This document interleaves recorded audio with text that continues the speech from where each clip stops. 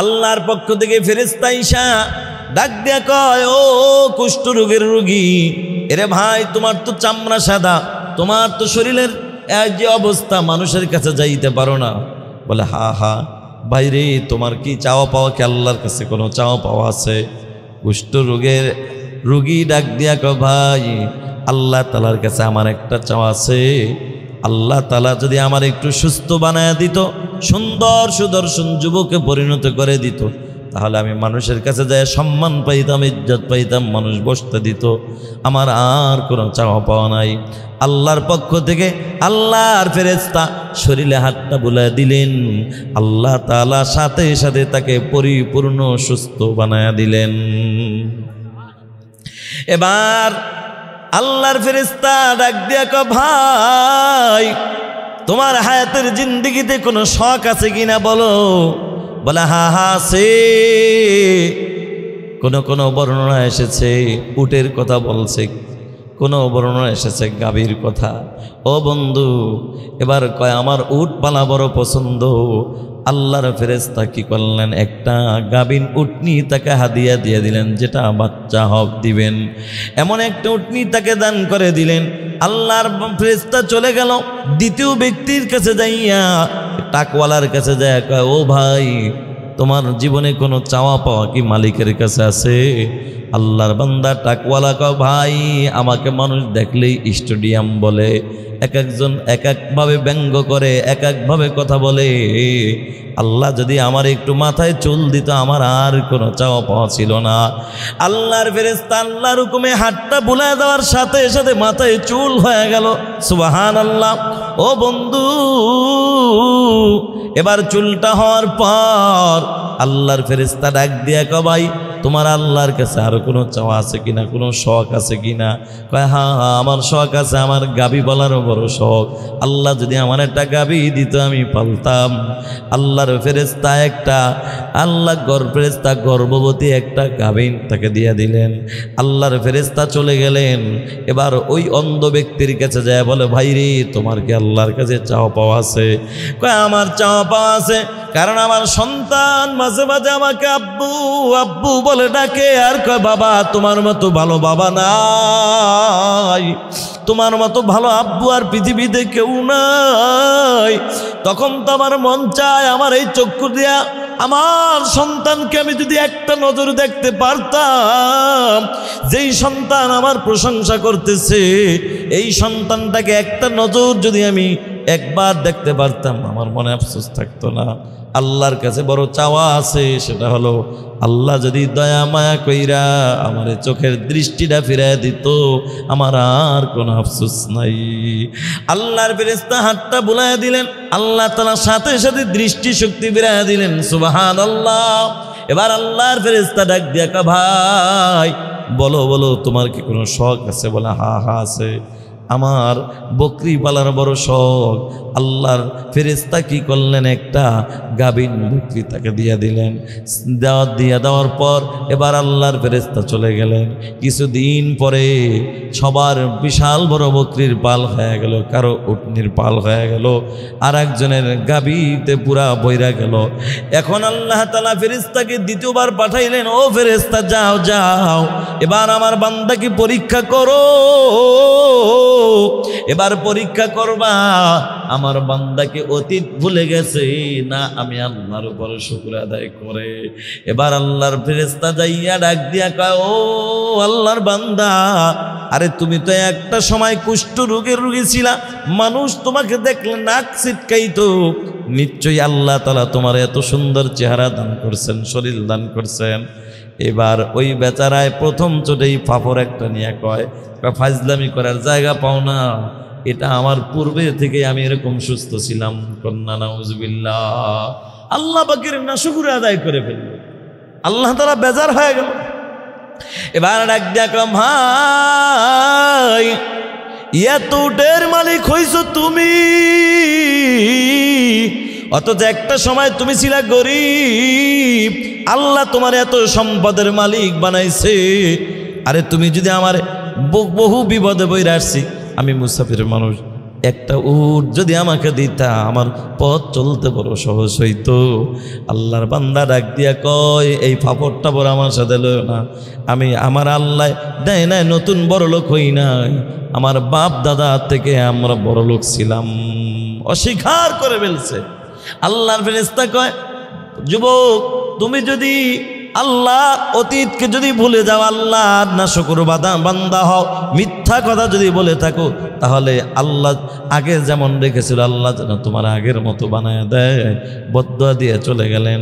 আল্লাহর ফেরেশতা বলতে দেরি, আল্লাহ তাআলা সাথে সাথে আগের মতো আবার বানায় দিতে দেরি নাই। এবার দ্বিতীয় ব্যক্তির কাছে যাইয়া ডাক দিয়ে বলো, ও ভাই, আজকে তোমার মাথায় কত সুন্দর চুল দেখা যায়, তুমি কিন্তু এত সুন্দর ছিলা না। আরে তুমি ছিলা টাকওয়ালা, মানুষ তোমাকে দেখলে টিটকারি করতো, কেউ বা স্টেডিয়াম বলতো, কেউ বা বেল বলতো, কত কিছু বলতো। আজকে আল্লাহ তোমার এত সুন্দর চুল দান করেছেন। কার মেয়া কি কও তুমি? আর চুল তো আমার জন্মের শুরু থেকে চুল, আমার মাথায় কোনোদিন চুল পড়ে নাই, আমি টাকছিলাম না। এই কথাটা অস্বীকার করে ফেললো। এবার ডাক দেখো, ভাই এই যে তো গরু দেখা যায়, গাভীন দেখা যায়, এগুলা কিন্তু আসলে তোমার পূর্বের তুমি মালিক ছিল না, এগুলা আল্লাহ দান করেছেন। তাহলে আল্লাহর দেওয়া সম্পদ আল্লাহর রাস্তায় একটা দান করো। আমি বড় বিপদে আসছি, বিপদে পইরা তোমার কাছে হাত বাড়াইলাম, দিবানি একটা গরু আমাকে দিবানি? কয় মিয়া এই ফাফর নিও না, আমি আমার বাপ দাদার পূর্ব থেকেই আমাদের পূর্ব যারা পূর্ববর্তী মুরব্বী যারা ছিল তখন থেকে আমরা বড় লোক ছিলাম, নতুন বড় লোক হই না আমরা। এবার আল্লাহর ফেরেশতা কয়, ও ভাই তুমি যদি মিথ্যা কথা বলে থাকো, আল্লাহ যেন তোমার নেয়ামত ছিনায়া নিয়ে যায়। বদদুয়া দিয়ে চলে গেলেন। তৃতীয় ব্যক্তির কাছে যাইয়া, ওই যে বকরিওয়ালার কাছে যাইয়া বলে, ভাই রে তুমি তো এত সুন্দর চোখওয়ালা ছিলা না, দৃষ্টিশক্তি তোমার ছিল না, এই দৃষ্টিশক্তিটা দান করলেন যিনি, তিনি কে? এই আল্লাহ তাআলা দান করছেন। এবার বকরিওয়ালায় ডাক দিয়া কয়, ভাই এ কথা সত্য কথাই বলছো, কারণ আমার মালিক আমাকে এত সুন্দর দৃষ্টিশক্তি দান করছে। আমার মালিক যদি আমার এত সুন্দর দৃষ্টিশক্তি যদি দান না করতো, তাহলে আমি তাকায়া তাকায়া তোমাকে দেখে এভাবে কথা বলতে পারতাম না। সুবহানাল্লাহ। আল্লাহর বান্দা শুকর আদায় করলো। ও যুবক ভাই, এবার ডাক দিয়া কয়, ভাই আমি মুসাফির মানুষ, তোমার কাছে একটু হাত বাড়াই। এই যে বকরিগুলা তোমার এত বড় বিশাল পাল, এটার মালিকও তুমি ছিলা না, নিশ্চয়ই আল্লাহ বানাইছে। যুবক কয়, হ্যাঁ হ্যাঁ ভাই সত্য কথা বলছো, আমার মালিক আমার মাওলায় আমার বানাইছে। না হয় আমি ছিলাম একদম গরিব ছিলাম, সমাজের মধ্যে অসহায় ব্যক্তি ছিলাম, আমার মালিকের দেওয়া সম্পদ থেকে ভাই তোমার যা মন চায় তুমি নিয়ে যাও, একটা আর দুইটা নয়, তোমার যতটা লাগে তুমি নিয়ে যাও, কারণ আমার মালিক আমাকে দিছে, মালিকের রাস্তায় দান করব, মালিক খুশি হয়ে যাবে, আরো বরকত বাড়ায় দিবে। সুবহানাল্লাহ। এবার আল্লাহর ফেরেশতা ডাক দিয়ে কয়, ভাই আরে আমি দুনিয়ার কোনো মানুষ নয়, আমি হলাম আল্লাহর তৈরি ফেরেশতা। আল্লাহর পক্ষ থেকে তোমাদের তিনজনকে পরীক্ষা করার জন্য আমার আল্লাহ পাঠাইছেন। দুইজন ফেল করেছে, তুমি পাশ করেছো। ভাইরি তোমার বকরি আমার লাগবে না, তোমার বকরি তোমারই থেকে যাক, আমি দোয়া করে যাই আল্লাহ তাআলা যেন তোমার সম্পদ আরো বাড়ায় দেয়।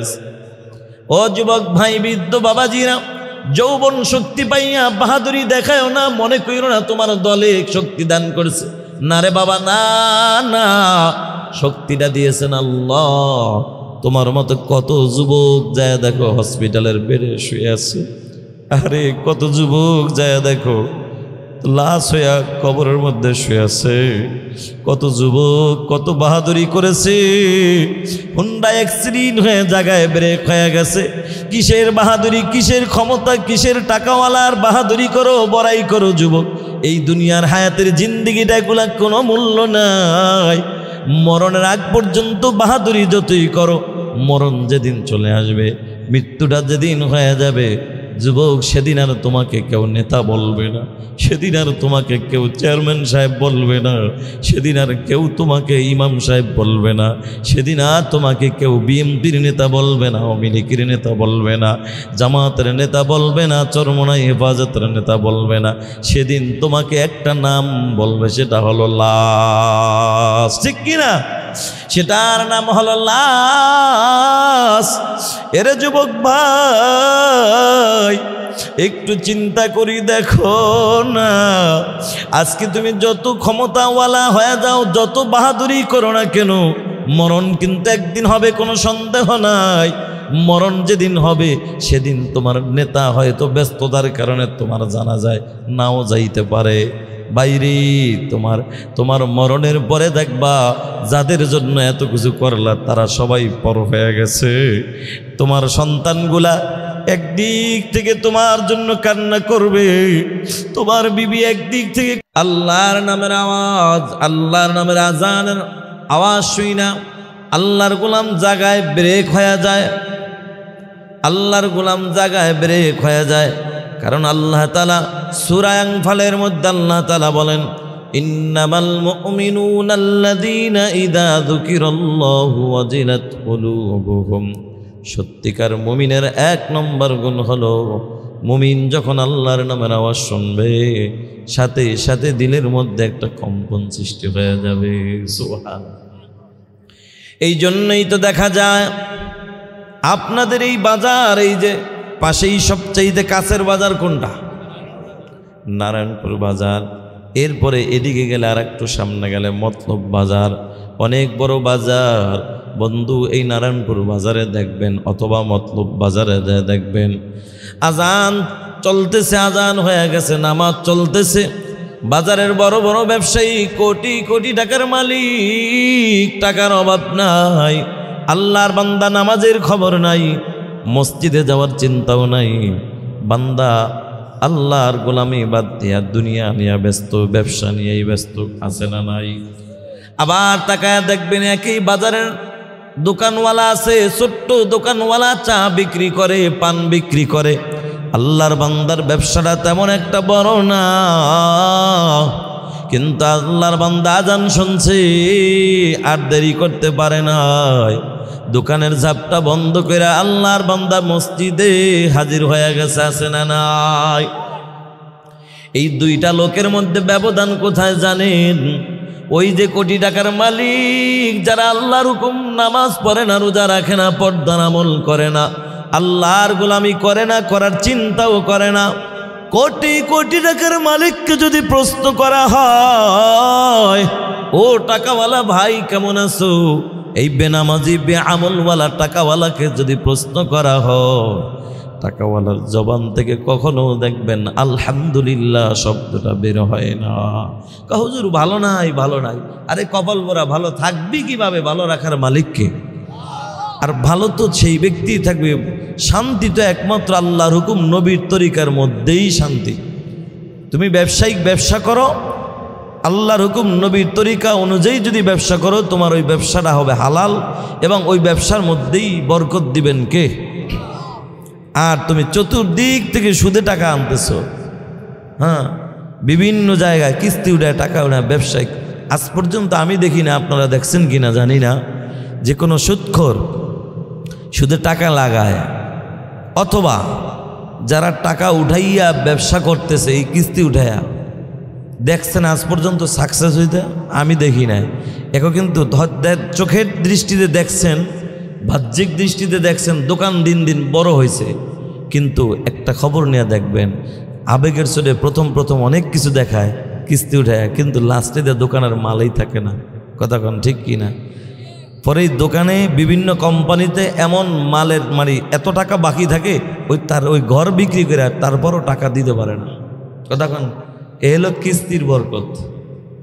এজন্য ভাইয়ারা আমার, কথায় কথা চলে আসছে, তাই বললাম বাবা, কোটি টাকার মালিক, টাকার অভাব নাই, নামাজের খবর নাই, রোজার খবর নাই, ওই মালিক আল্লাহর গোলামির খবর নাই। কিন্তু যেই বান্দার টাকা নাই, আল্লাহর বান্দা গরিব কৃষক, কৃষি কাজ করে, আজান শুনছে, বান্দা দেরি করতে পারে নাই, আছে না নাই? আল্লাহর বান্দা মসজিদে যখন যায়, নামাজের পরে ওই ইমাম সাহেব যদি ডাক দিয়া কয়, কি রে গরিব কেমন আছো? আল্লাহর বান্দা যদিও সারাদিন রৌদ্রের তাপে চেহারাটা কালো হয়ে গেছে, এই কালো চেহারার মধ্যেও মুস্কি একটা হাসি দিয়ে বলে, হুজুর আলহামদুলিল্লাহ। তা কিয়ামত গরবাগু ইয়ামজি কালাম, তা কিয়ামত গরবাগু ইয়ামজি কালাম, সদ কিয়ামত বগজরতিনা তমাম শুকর নিয়ামত, নিয়ামত তাফজু কুনাদ, কুফরে নিয়ামত আজ কবত মিউ কুনাদ। শুকর আদায় করলে খুশি হন কে? আর শুকর আদায় না করলে বেজার হন কে? আল্লাহ। খুশি হন শয়তান, ঠিক কি না? আর বেজার হয় কে? যে কাজে শয়তান খুশি হয় সে কাজে আল্লাহ কি হয়? বেজার হয়। আল্লাহ যেটা খুশি হয় শয়তান 100% এটা বেজার হয়। যেমন অনেক আল্লাহর বান্দা, আমার যুবক ভাইদেরকে দেখছি রাস্তা দাঁড়িয়ে আছে, এখন এরা যদি এখানে আসে খুশি হবেন কে? হ্যাঁ জোরে বলেন। আল্লাহর নামটা নিতে কি ভালো লাগে না খারাপ লাগে? একটু ভালো লাগলে আওয়াজ দিয়ে বলেন না কে? আরে জীবনবার আল্লাহর দেওয়া কণ্ঠ দিয়া কত নেতার স্লোগান দিলেন, তাও আবার মিথ্যা স্লোগান, সামান্য একটু চার মিষ্টি খাওয়ার জন্য। কি অমক নেতার চরিত্র ফুলের মতো পবিত্র, অথচ খবর নিয়ে দেখা যায় নামাজ পড়ে না, একক তো গাঁজা খায় প্রতি রাখত। এই যে মিথ্যা স্লোগান দিলেন, বিনিময়ে আপনি কি পাইলেন? ভাই বক্স ঘুরাই দেন, সাউন্ড পাইতেছি না আগের মতো, বক্স একটু ঘুরাই দেন। আমার গলা ভাঙ্গা, আর মাইকও তো ভাঙ্গা হওয়ার কথা না, চাঁদপুরের মাইক তো স্ট্রং থাকার, লোকও তো ভালো, পুরান লোক। ভাইয়ারা আমার, যে কথা বলতেছিলাম, বেশি না বেশি না, যে কথা বলতেছিলাম বাবা, ও যুবক ভাই, ওখান থেকে এখানে আসলে এই দামি মজলিসে বস, এত না আরো কম, এই এখানে আসলে খুশি হবেন যিনি তিনি কে, আর বেজার হবেন যিনি তিনি কে। এখন যেই ভাইয়ারা রাস্তাঘাটে দাঁড়িয়ে আছেন, দোকানের সামনে বসে আছেন, দোকানের সামনে যারা বসে আছেন, এখন আপনার উপর ইমানি পরীক্ষা, আপনি কি জান্নাতের বাগানে আইসা বসবেন, ওলামায়ে কিরামদের মজলিসে বসবেন? যদি বসেন আপনি আল্লাহর বন্ধু, আর শয়তান কিন্তু আপনারা বারবার বলতেছে, দোস্ত যাইস না, এখানে বসে একটু গল্প কর। তবেই তো শয়তানের ধোঁকা পইরা যেই গল্প করবেন ওটার মধ্যে আছে মজা, আর এখানে বয়ান শুনবেন এটার মধ্যেও মজা। তবে ওই মজাটা হলো সীমিত সময়ের জন্য, আর এই মজাটা আপনাকে মজা দিতে দিতে জান্নাত পর্যন্ত পৌঁছায় দিবে। যুবক ভাইয়েরা, বৃদ্ধ বাবাজিরা, ও পর্দার আড়ালের মা, আজকের এই কোরআনের মাহফিল অত্যন্ত বড় একটা নিয়ামত। এই কোরআনের মাহফিলটা নিয়ামত মনে করে ও পর্দার আড়ালের মা, কোরআনের বয়ানটা শোনার জন্য আপনার ঘরের মধ্যে বসে যান। যুবক ভাইরা আপনার চলে আসেন। আজকে যারা এখানে আসতে পারলেন আপনি সবচেয়ে বড় ভাগ্যবান, আপনি সবচেয়ে বুদ্ধিমান। আর যারা আসতে পারেন নাই নিজেকে পণ্ডিত মনে করেন, আমি মনে করি পণ্ডিত তো হতে পারেন নাই, সমাজের মধ্যে সবচেয়ে বড় বোকা আপনি, ঠিক কি না? আপনি হয়তো ভাবতে পারেন এবছর বসি নাই, আগামী বছর বসবো, অথবা আখেরি মোনাজাতের আগে আগে যা বসবো। এরে যুবক ভাই, আগামী বছর তো দূরের কথা, এই যে আখেরি মোনাজাত হবে, এই মোনাজাতের আগ পর্যন্ত তোমার হায়াতের গ্যারান্টি কে দিয়েছে? আছে? কোনো গ্যারান্টি নাই। ও পর্দার আড়ালের মা, জীবনভর কত ফেসবুক চালাইলেন, ইউটিউব চালাইলেন, কত কিছু দেখলেন, আজকের দিনে একটা ঘন্টার জন্য মালিকের জন্য ব্যয় করে দেন। হায়াতের জিন্দিগির একটা ঘন্টাই হতে পারে নাজাতের একটা উসিলা আল্লাহ বানায় দিতে পারে কি পারে না? ও পর্দার আড়ালের মা, মনে মনে ভাবতে পারেন যে আখেরি মোনাজাতে শরীক হব, অথবা আগামী বছর বয়ান শুনবো। না রে মা, না না, হায়াতের একটা সেকেন্ডের কোনো ভরসা নাই। যদি ভরসা থাকতো গত সপ্তাহে ফেসবুকে একটা ঘটনা দেখা লাগতো না।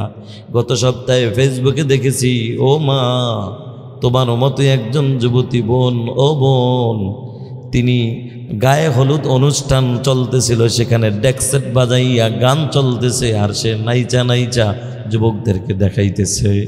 আল্লাহর বান্দির জানা নাই এই গান শেষ হওয়ার আগে তিনি শেষ হয়ে যাবে, এটা তার জানা ছিল না। গানের তালে তালে নাচতেছে আর হাজার হাজার মানুষ দেখতেছে, কিন্তু মুসলমান হঠাৎ কইরা আল্লাহর বান্দি হার্ট অ্যাটাক কইরা গুইরা জায়গায় ব্রেক খেয়ে দুনিয়া থেকে বিদায় হয়ে গেছে। এরে পর্দার আড়ালের মা, হায়াতের কোনো গ্যারান্টি নাই।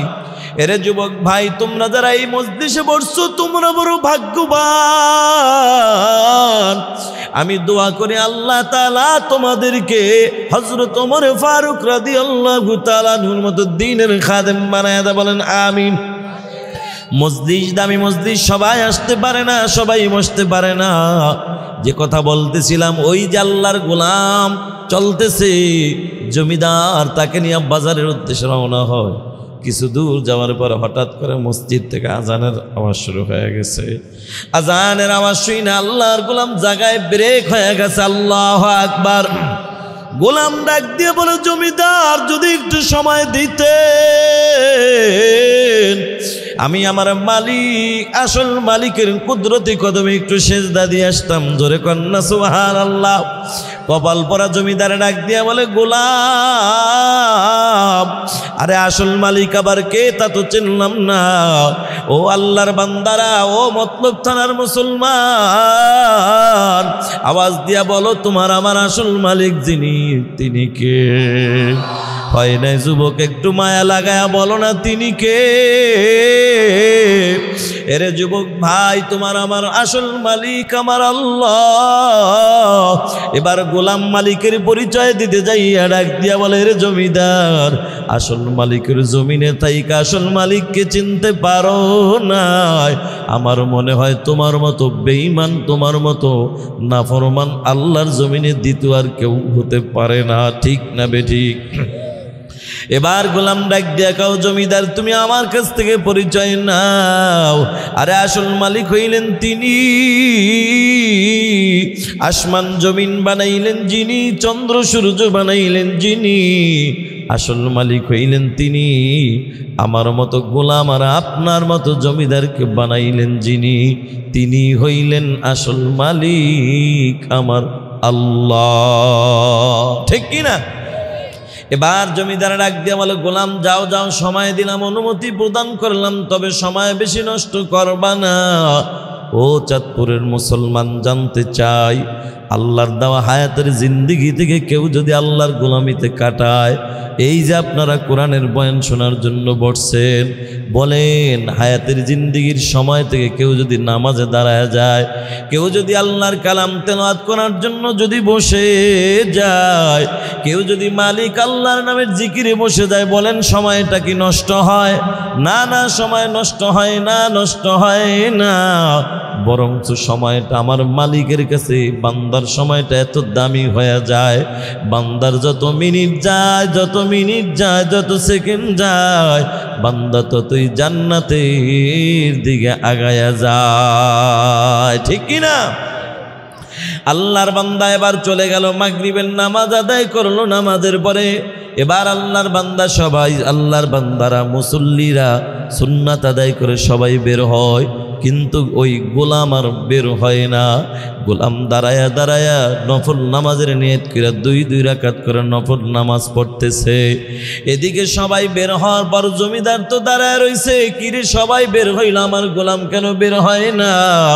অপেক্ষা করে করে এবার গোলাম তৃপ্তি সহকারে নামাজ পড়ে মসজিদ থেকে যখন বের হয়, জমিদারের মাথা গরম, কিরে গোলাম, তুই তো আমার গোলাম, তোকে কে বাধা দিল বল? সবাইকে দেখলাম তোর পরে ঢুকলো, আগে বের হইল, অথচ তুই সবার আগে ঢুকলি, পরে কেন বের হইলি? গোলাম ডাক দিয়া কয়, বল বল বল গোলাম, তোরে কে বাধা দিল? কার এত বড় সাহস? গোলাম ডাক দিয়া বলে, ওরে কপাল পরা জমিদার, আরে তোমার মতো মালিক জমিদারকে যে মালিক আমার আল্লাহ তার ঘর মসজিদ পর্যন্ত যাওয়ার তৌফিক দান করে নাই, আমার মতো গোলামকে তার ভালোবাসার জালে আটকাইয়া তার ঘর মসজিদ থেকে বের হইতে দেয় না। ঠিক কিনা? এজন্য আমরা যারা আসলাম বসলাম আমাদেরকে আসার তৌফিক দান করলেন কে? আল্লাহর দরবারে শুকর আদায় করি আলহামদুলিল্লাহ। আমি আয়াতে কারিমা তেলাওয়াত করেছি সূরা নাহল থেকে ৯৭ নং আয়াতে কারিমা তেলাওয়াত করেছি। সামনে আসতেছে রমজান মাস, আল্লাহর হাবিব সাল্লাল্লাহু আলাইহি ওয়াসাল্লামের অসংখ্য হাদিস থেকে ছোট্ট একখানা হাদিস আপনাদের মাঝে পেশ করছি। তো আমার তেলাওয়াতকৃত আয়াত ও হাদিসের উপরে ইখলাসের সাথে আমলের নিয়তে ধৈর্যের পরিচয় দিয়ে অল্প সময়ের মধ্যে কিছু কথা বলার সাথে সাথে আপনাদের মতো নেককার পরহেজগার আল্লাহওয়ালা বান্দাদের ইখলাসের সাথে আমলের নিয়তে ধৈর্যের পরিচয় দিয়ে অল্প সময়ের মধ্যে কিছু কথা শ্রবণ করার তৌফিক আমার আল্লাহ দান করুক। সবাই বলুন। এমন একটি আয়াতে কারিমা তেলাওয়াত করেছি, চিন্তা করলাম পুরুষের জন্য পুরুষের দিকে তাকায়া পুরুষদের বিষয়েও আলোচনা করা দরকার, এবং মা বোনরা বাড়িতে বসে ওয়াজ শুনতেছেন তাদের বিষয়েও কিছু কথা বলা দরকার। ঠিক কিনা? তো আয়াতে কারিমা এমন একটি আয়াতে কারিম আল্লাহ তাআলা আমার জবান থেকে আল্লাহ বের করে দিয়েছেন, যেই আয়াতের মধ্যে আল্লাহ তাআলা নারী পুরুষ উভয়ের কথা আল্লাহ বলে দিয়েছেন। সুবহানাল্লাহ। আল্লাহ বলেন, আয়াতে কারিমা তেলাওয়াত করেছি, আল্লাহ তাআলা বলেন মান আমিলা সালিহাম মিন যাকারিন আও উনসা ওয়া হুয়া মুমিন ফালানুহইয়ান্নাহু হায়াতান তাইয়্যিবা ওয়া লানাজজিয়ান্নাহুম আজরাহুম মা কানু ইয়ামালুন। আল্লাহ তাআলা বলেন মান আমিলা সালিহাম মিন যাকারিন আও উনসা ওয়া হুয়া মুমিন। আল্লাহ তাআলা বলেন কেউ যদি মুমিন হয়, মুমিন হওয়ার পরে যদি কেউ নেক আমল করে, চাই পুরুষ হোক এবং নারী হোক, আল্লাহ তাআলা উভয়কে দুনিয়া আখিরাত উভয় জগৎ আল্লাহ তাআলা পবিত্র জীবন দান করবেন। সুবহানাল্লাহ। এই যে পবিত্র জীবন দান করবেন, দুনিয়ার পবিত্র জীবনের ব্যাখ্যা কি? দুনিয়ার পবিত্র জীবনের ব্যাখ্যা হলো এই যে একটু আগে একটা কথা বলেছিলাম, কোটি টাকার মালিক হওয়ার পরেও জবান থেকে আলহামদুলিল্লাহ নাই, আলহামদুলিল্লাহ বের হয় না। কেন? টাকা আছে মাগার ভিতরে কি নাই? সুখ নাই, শান্তি নাই। আর পবিত্র জীবন হলো ওই ব্যক্তিকে আল্লাহ তাআলা দান করেন যে আল্লাহর গোলাম হয়ে যায়, আল্লাহ পাকের গোলামি করে, ঈমান আনার পরে নেক আমল করে। আল্লাহ তাআলা তার টাকা নাই কিন্তু আলহামদুলিল্লাহ মনের দিক দিয়ে শান্তি আছে। কথা বলেন আছে না নাই? এরকম টাকা নাই কিন্তু বড় টেনশনও নাই। ও ভাই, এই ঢাকার শহরে দেখবেন বড় বড় হসপিটালে গেলে, ক্লিনিকে গেলে দেখবেন এক একটা রোগীর নামে ৫ লক্ষ ৪ লক্ষ অথবা এর উপরে মানে এক একটা রোগীর নামে বিল হয়, সেটা কিন্তু গরিবের নামে খুঁজে পাইবেন না। এত হয় না গরিবের নামে। বড় লোক যার টাকা আছে তার টাকা, যে আনতেছে মানুষ থেকে এক একভাবে আবার তারটা যাইতেছে। তো ভাই, আল্লাহ তাআলা আপনাকে আমাকে হায়াতের জিন্দিগির এই মূল্যবান সময়টা এই দুনিয়াতে আমাকে কেন দান করলেন, এটার পিছনে মালিকের একটা উদ্দেশ্য আছে না নাই? কেন? আল্লাহ তাআলা বলেন ওমা খালাকতুল জিন্না ওয়াল ইনসা ইল্লা লিয়াবুদুন। জিন এবং ইনসান সৃষ্টি করেছি একমাত্র আমি আল্লাহর গোলামি করার জন্য। এখন আমরা তো আল্লাহ পাকের গোলামি বাদ দিয়া শয়তানের গোলামি নিয়ে ব্যস্ত, দুনিয়ার গোলামি নিয়ে ব্যস্ত। এজন্য আল্লাহর গোলামি করা দরকার আছে না নাই? সামনে আসতেছে আমাদের একটা মুসলমানদের জন্য, মুমিনদের জন্য একটা ইবাদত করার একটা সিজন আসতেছে সামনে। সেই মাসটির নাম কি? রমজানুল মুবারক মাস।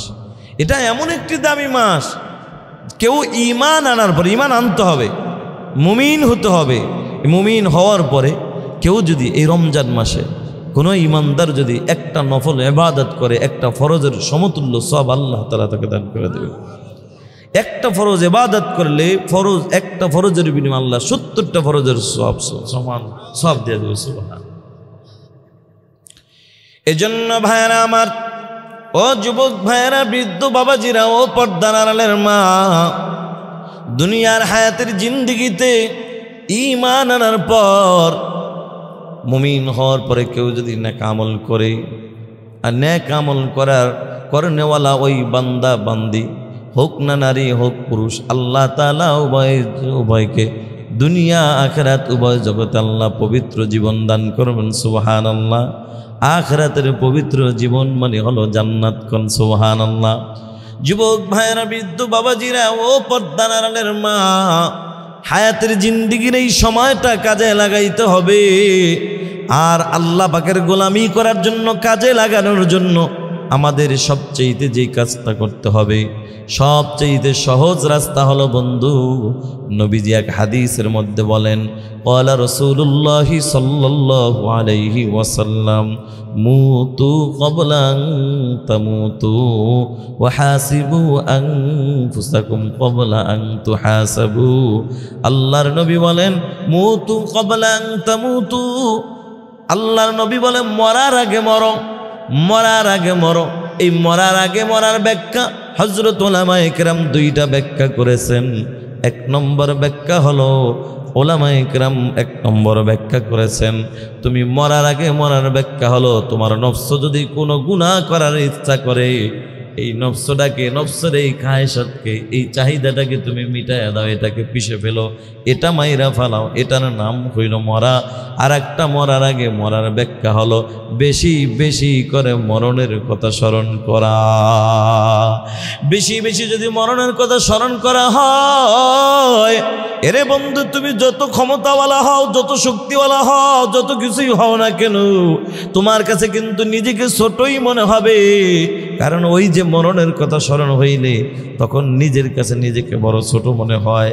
হায় রে, আমার চাইতে বড় বাহাদুর, বড় কত বড় শক্তিশালী ক্ষমতাওয়ালা কবরে শুয়ে আছে, একটা কুকুর পর্যন্ত তাড়াবার ক্ষমতা তার এখন নাই, ঠিক কিনা? এজন্য যুবক ভাইয়েরা, মরার আগে মরার ব্যাখ্যা হলো বেশি বেশি মরণের কথা স্মরণ করা। মরণের কথা কিভাবে স্মরণ করবা? মরণ মরণ শুধু জিকির করলে মরণের কথা স্মরণ হয় না। মরণের কথা তো স্মরণ করেছিল আগের যুগের মুমিন পুরুষ, মুমিন নারীরা। আল্লাহর ওলি আব্দুর রহমান ইবনে আবু নিআম একজন যুবক যাইয়া ডাক দিয়া বলে, ও গো আল্লাহর ওলি, আমি আপনার কাছে জানতে চাই, আপনি যদি জানতে পারেন আগামীকাল আপনার মরণটা নিশ্চিত, তাহলে আগামীকাল কোন আমলটা করে কাটাইবেন, আমাকে যদি একটু বলতেন, আমিও ওই আমলটা করে কাটাইতাম। সুবহানাল্লাহ। আল্লাহর ওলি ডাক দিয়ে কয়, বাবা,